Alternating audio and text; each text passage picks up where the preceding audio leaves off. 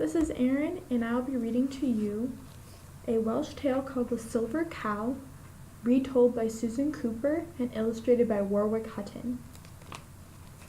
And as I read along, I will make sure to show you the pictures before and after I read each page.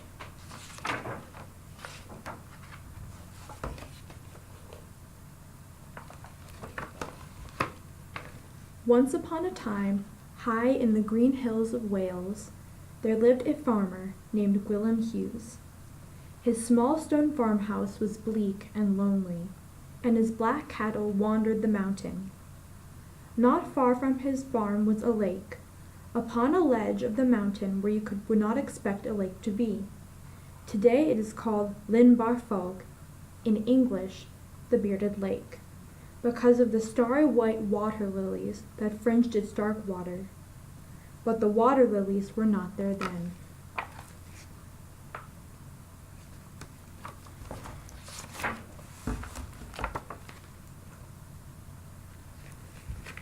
Gwilym Hughes was a man with a heart as small and mean as his beady black eyes. Every day of the year he sent his small son Hugh out to look after the cattle. Hugh would have rather gone to school, but like the boys in the village below the mountain. But Gwilym Hughes would have none of that. "I'm a poor man," he said. "My son must work." He would not even let Hugh take his harp to the pasture to make music while he watched the cows. "Do you want the cows dancing off the mountain?" he said. "I'm a poor man. It is milk for the market we need, not music in the empty air."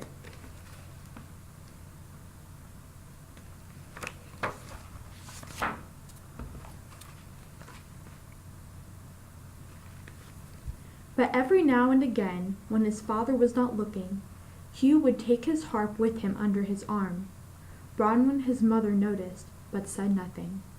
She only shook her head and smiled sadly, and gave him a hug. Up on the mountain alone, Hugh played his harp beside the lake, while the Welsh black cattle chewed away at the grass and paid him no attention. But suddenly, one day, he knew that somebody was listening, and he looked up from his music and saw a strange, shining cow looking at him from deep brown eyes.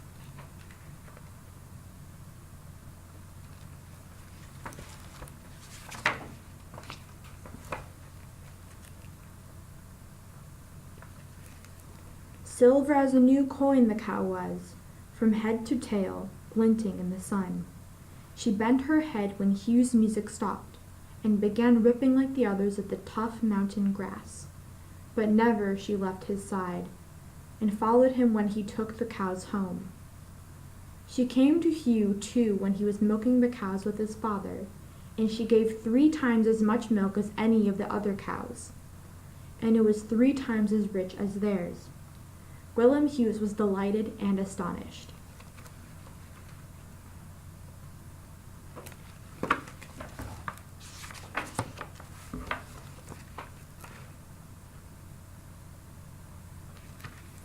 "Where did you get her, boy?" he said.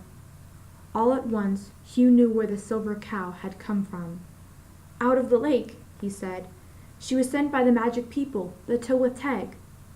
"Rubbish," said his father, but his small black eyes were glittering. "Don't you let her go now. She is worth her weight in gold. If only I had more cows like her, I could... "Could you send me to school?" Hugh said. His father laughed scornfully. "I could be a rich man," he said.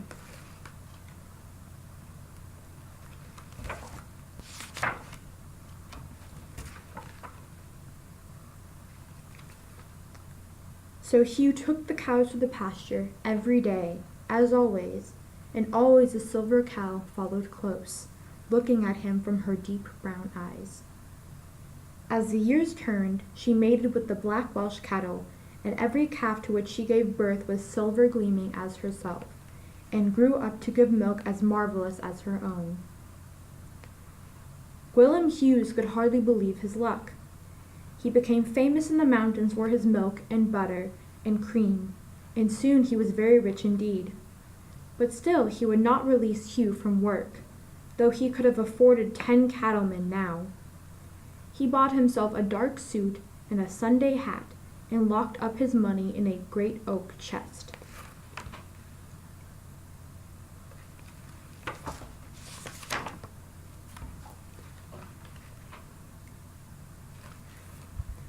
Often he went to the town to brag of his silver herd to the other farmers, but he brought back nothing for Bronwyn, his wife, but the coarse cloth from which she had always made her own clothes.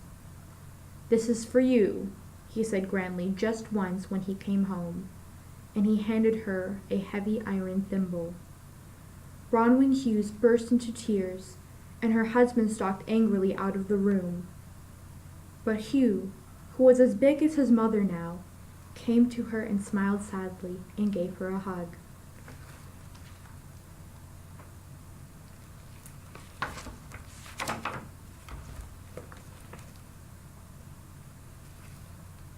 The silver cow seemed to grow no older as the years passed, but she grew fat and slow and gave no milk any more.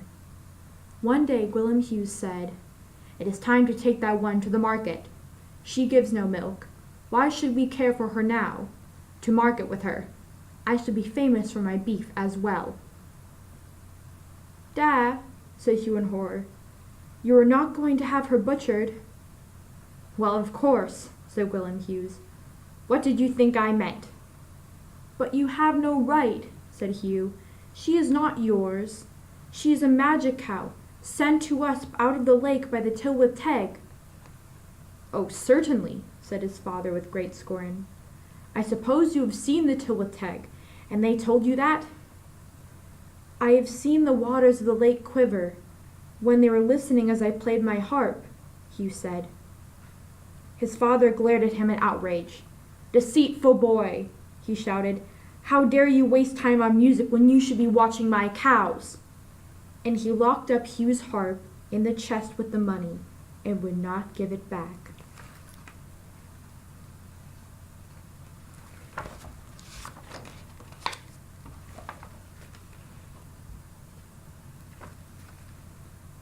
A week from that day, the town butcher came up to the farm with a group of inquisitive farmers following. Gwilym Hughes brought them out to the lake where he was watching the cows. Hugh saw them coming, and the light glinting on the butcher's big knife. In terror he flung his arms round the neck of the first silver cow. "Run away!" he cried. "Run!" But the cow only looked at him out of her deep, dark eyes and did not move. "O Tylwyth Teg!" cried Hugh to the waters of the lake and to the clouds scudding low over the sky. "Help me, Tylwyth Teg!" But he had no harp to play the music that brought the Tylwyth Teg close, and they did not hear.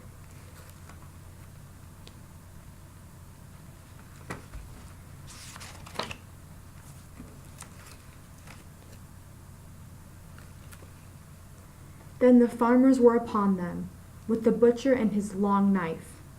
They clustered in a circle round the silver cow, where she stood patiently watching them, making not a sound. Gwilym Hughes took her roughly by the horns, and the butcher raised his knife high to cut her throat. Hugh shouted in anguish, and leapt to seize his arm. But suddenly, then from the lake there came a voice, a high, unearthly voice. It was sweet as the song of a lark rising, but cold with rage. "Come home, silver cows!" the voice called. "Come home!"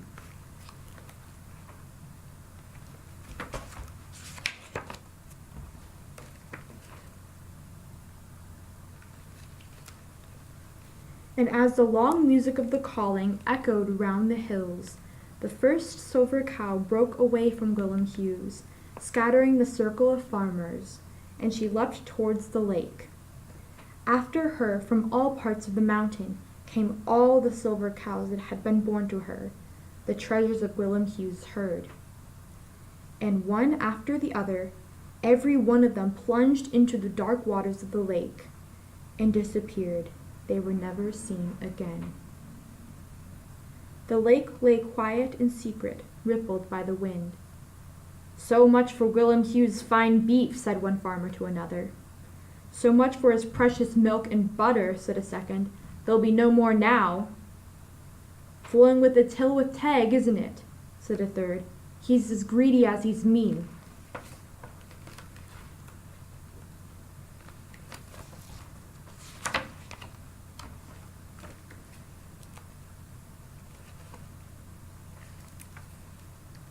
As they began to straggle down the mountain, Hugh ran home.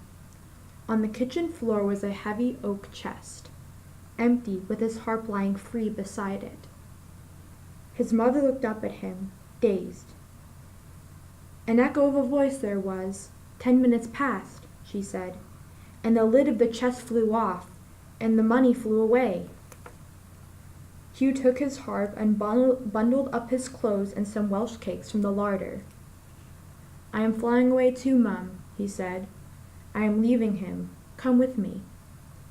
His mother shook her head. He'll be a poor man again now, she said. He will need me. He will never make you happy, said Hugh. He is what he is, said she, and I am too old now to leave. It is youth that should be free, like the music in the air. Perhaps that is what the Till with Teg were telling him.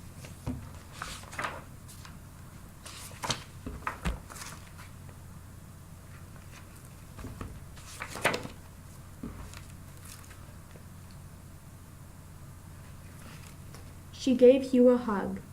God bless you, boy Bach, she said. Hugh kissed her. I shall live by my music and learn, he said, and come back for you some day. Then he strode away from the farm, along the mountain road that runs past the Lake Lyn Barfog. As he passed, he looked down at the water of the lake, rippling in the wind, and he stopped, surprised. All the dark surface was starred now with the broad floating blossoms of white water lilies, one starry blossom for every cow that had vanished into the lake. Between the green hill and the gray sky, they twinkled at him in a bright farewell. Hugh stood looking for a long time.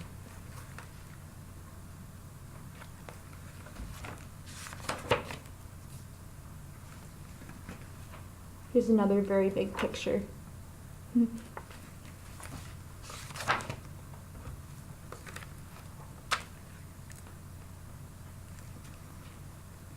Then he went on and away, out into the world, playing his harp in a farewell of his own to the silver cow of the Till with Teg.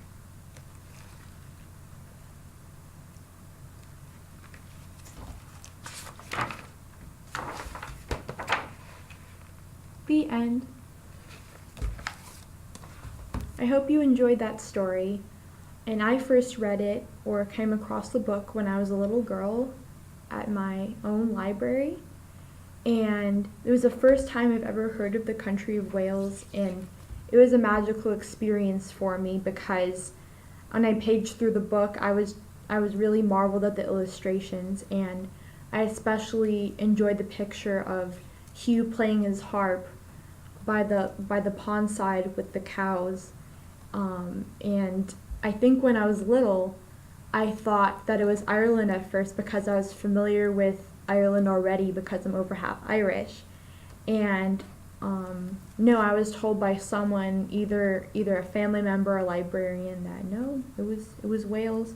And this was the first time I had ever heard of the country of Wales again. And some memories, you create for yourself. Like you find something, you go that extra mile, and you discover something beautiful.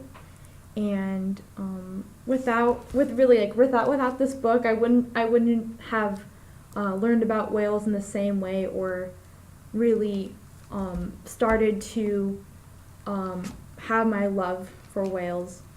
And I wanted to show you a special friend that I have, and this video I don't think would be complete without him, but I just wanted to include him.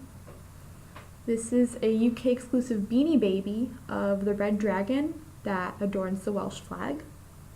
I hope I'm saying this right, but Eidre Goch, the red dragon, and I personally named him Dino God after the titular character in the Welsh lullaby Paestino God, who is a little boy, and his mother is singing to him a lullaby, which is about his father's hunting prowess.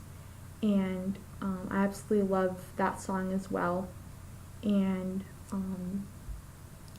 it's, I guess I just really, I'm just really enthralled that I'm able to do this video. And thank you so much, dear readers and viewers, for watching me. This is my second YouTube video.